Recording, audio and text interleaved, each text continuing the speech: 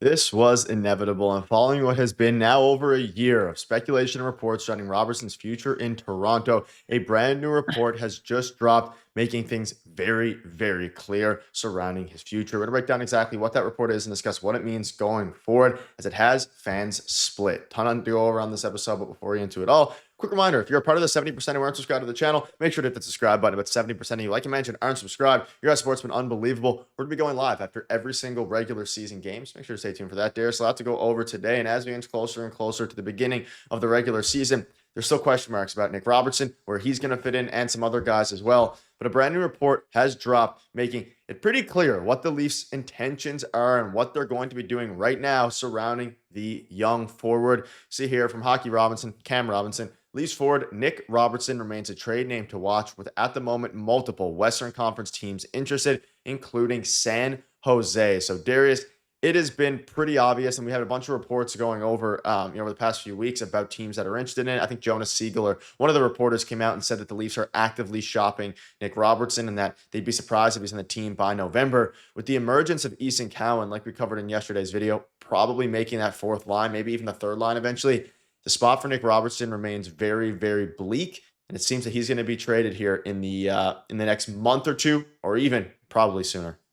Yeah, and the latest we saw on the Leafs, Easton Cowan is now penciled into that fourth line. I think they want to see what that fourth line is going to do in one last game, because they have two preseason games left here before the end of the preseason and the start of the regular season next Wednesday. So I think they still want to see what that line does in another game, because obviously the game that they played, they were playing a lot of minutes, right? I'm sure they want to get like the full NHL squad in there for at least a game and see how they fare. But that's what we're looking at right now. Robertson has been demoted to a fifth line, which they're running in the practices. And the last we saw in practice, he was on that line, and that line has the three guys on it that are most likely to be traded and have been named all summer to be traded. So it seems like Nick Robertson has been thrown to the forefront of that, I think, at this point, because when you look at the other two guys, they've been trying to shop them, or have been shopping them all summer. They haven't been able to trade them. So when you look at Nick Robertson, there's actual value there. So maybe he's the one on the way out. And I think San Jose actually makes a lot of sense. I'm not saying that this is speculation or it's not happening behind the scenes or anything. Obviously, Cam Robertson is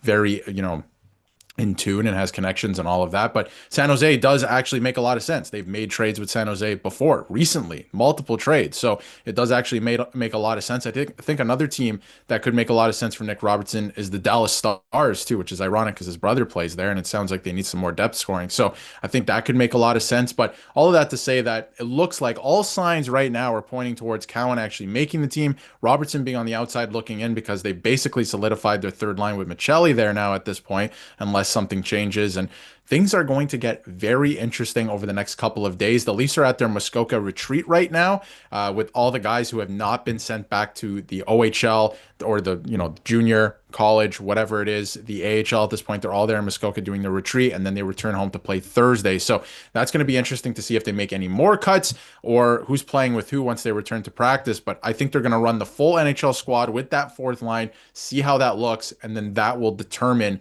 what happens in the last preseason game and who is starting the regular season. But one thing's for sure, by all accounts right now, it doesn't seem like Nick Robertson is going to make it to November on this roster. Yeah, and obviously you mentioned the Sharks. They literally traded with them a couple months ago. Ryan Reeves for Henry Thrun seemed like a good deal on that front.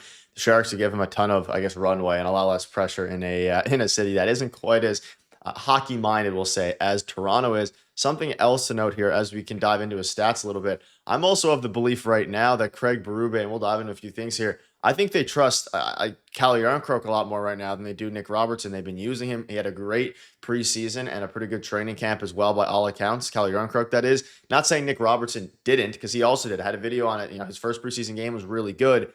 We haven't spoken about him regarding his game and his play since then, because again, he's in a weird spot. Like, they're not playing him on that fourth line. They're really trying to solidify that fourth line with, of course, Easton Cowan, Scott Laughton, and Steven Lorentz. His future seems pretty bleak here. And obviously last year, 69 games, 22 points. He only missed 13 games last year. What was going to be supposed to be a prove it year for him. He had some flashes. He also had some weak. Obviously, we know the Nick Robertson effect. He gets a lot of penalties. Craig Berube doesn't like that. He didn't trust him necessarily in playoff games.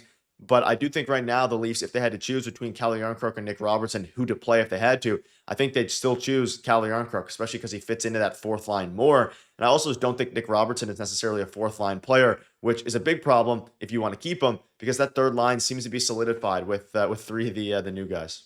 Yeah, and I think that you bring up a good point there. Like Calle Yarncroke can kind of play in different situations. Nick Robertson, his skill set and what he brings to the table, he can't really play on the fourth line. There's a reason Easton Cowan is there right now, right? He's filling that role for the team, so therefore he might make the team. So I think that with Nick Robertson, he holds more value, I think, with what his ceiling is around the league than a guy like David Kampf or Calle Yarncroke, right? For example. So if they are going to make a trade, I think it makes more sense on paper to trade Nick Robertson because you're going to get something for him because clearly throughout the summer they haven't been able to trade the other two guys.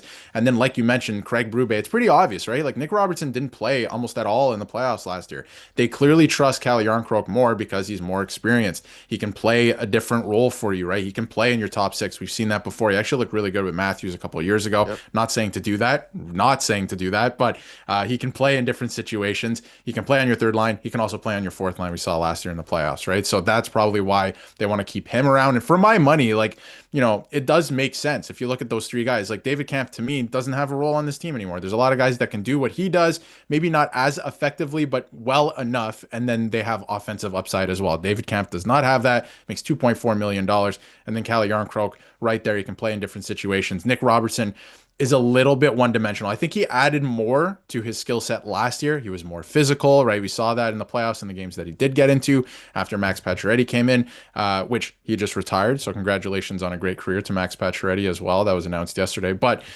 Nick Robertson, again, is more offensive. And if he's not giving you that, then he's not giving you much in the lineup, right? And we all know that. And I think that, last year I was a big fan of Nick Robertson. I was defending him a lot on the channel, but that was the roster then. The roster looks a lot different now, right? So they're going to do what they have to do, but I think all signs are pointing towards probably a trade, and it's him because they don't want to lose a couple of guys here to waivers. I also don't expect them to get much in return for him. I would guess a pick of some sort. But again, we could see here some fans. I mean, Sid Sixero, he's known for hot takes, but he said Nick Robertson seems like a nice kid. But multiple Leafs head coaches have seen him up close and not trusted him. GMs around the league had an opportunity to give up a usable asset for him and didn't. The media's fascination with the 10 to 12 minute a night player is odd. Maybe a little bit unfair to Nick Robertson, but also there is some truth in there.